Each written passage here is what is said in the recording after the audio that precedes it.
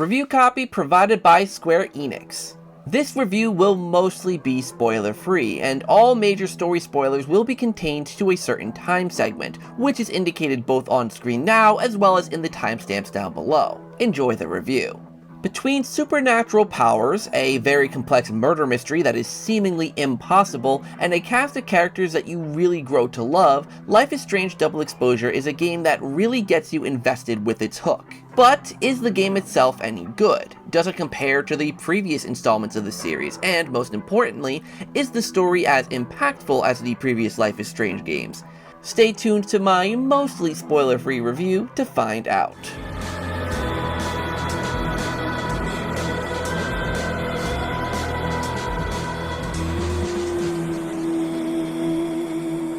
Max Caulfield, that shy, picture-taking 18-year-old from Blackwell Academy, returns in a brand new story set 10 years after her original game. Now, she is a 28-year-old photographer-in-residence at Caledon University, where she is a mentor figure of sorts for many of the students on campus. All seems to be going well. She meets many new friends, mainly two friends named Safi and Moses, and she seems to be acclimating quite well to the new environment, even to being a teacher. However, things quickly go wrong when her new best friend Safi gets murdered. Max, being the curious person that she is, wants to get to the bottom of the mystery.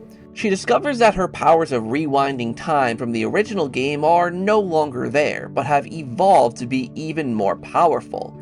Now, she can shift between two parallel timelines, one where Safi is killed, and the other where Safi is not killed. So, our task as Max is to hop between the two different realities, interrogate and investigate all of the different suspects, and start to put together the pieces of who killed Safi in the first timeline, and to prevent them from killing her in the other timeline. What I love about this story is that there are many twists and turns along the way that keep things really interesting, and it keeps the story moving at a good pace. Quick enough to where it doesn't feel like it drags at any point, but slow enough to where you really get to know all of the characters and the locations enough for them to feel real.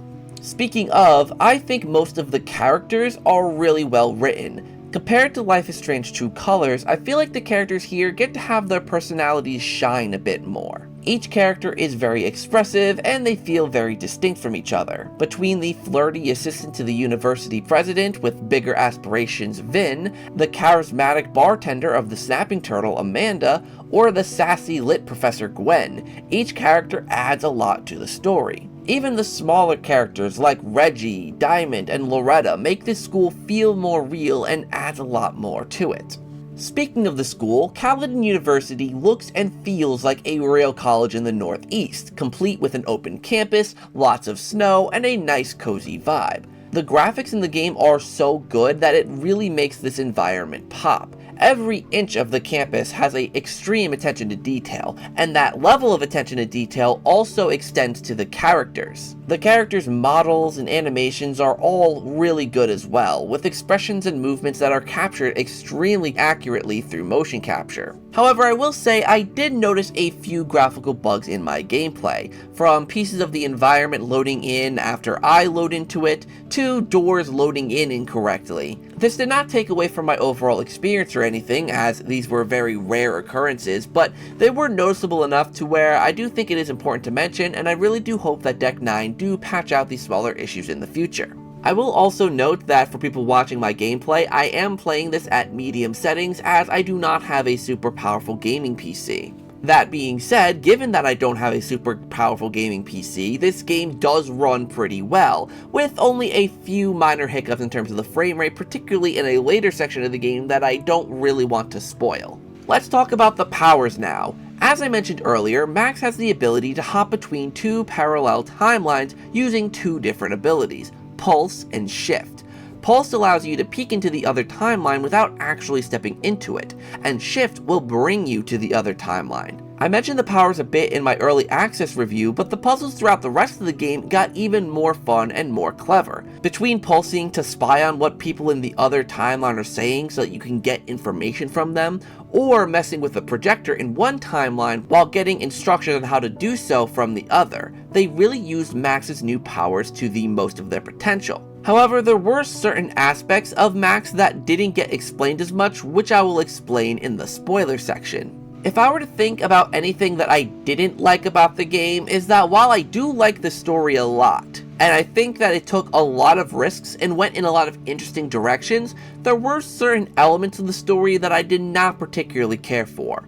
While I'll hold off on most of the story's specific spoilers that deal with the actual double exposure story, I will mention that no, Chloe does not make a formal appearance in this game. While I am someone who doesn't need Chloe to show up in the story to be happy, I think Life is Strange is more than just the Pricefield stuff.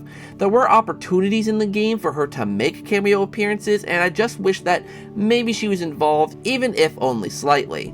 Another thing I didn't particularly understand is that some of the missions and objectives kind of seem random or a little bit unclear. For example, there's a portion of the game where we talk to Vin in one timeline and we need to get some information revolving something, but then suddenly the game will tell us to go to the other timeline to talk to Diamond, but we weren't really told by Vin, or there were no other context clues in the game that would have told us to go and talk to Diamond. The only reason we're going there is because the objective popped up.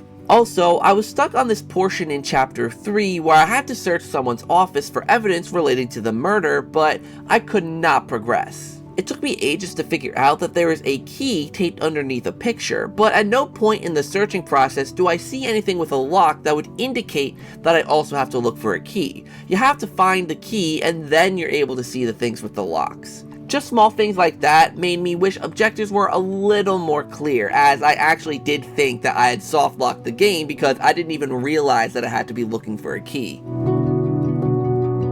Alright, let's talk spoilers. There are many big revelations to the story, and I won't talk about every single thing, but I'll talk about a lot of the big things.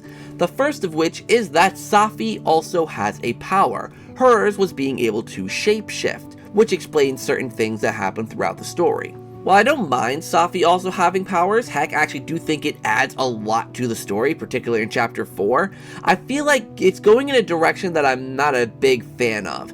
Safi wants to find other people with powers as well and try to get people together, and has this whole god complex level thing. For me, it's starting to feel a little bit too superhero-y. Having abilities like rewinding time, feeling and manipulating emotions, and telekinesis are super cool, and while shapeshifting into people is as well, I'm hoping that future entries of the series don't start introducing lots of people, all with different abilities, and make them feel like actual superpowers and superheroes, rather than just ordinary people with unique abilities. Especially since they're now teasing a sequel where seemingly Diamond is going to have powers now.